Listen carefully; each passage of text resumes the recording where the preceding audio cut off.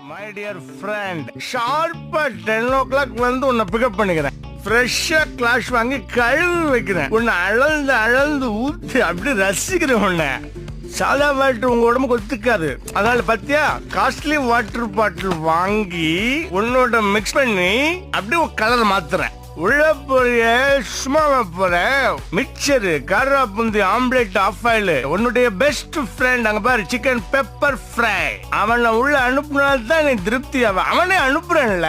எல்லாரும் உள்ள போய் ஹாப்பியா இருக்கீங்களா நாச்சி? அப்புறம் ஏன் குடல் எரியுது?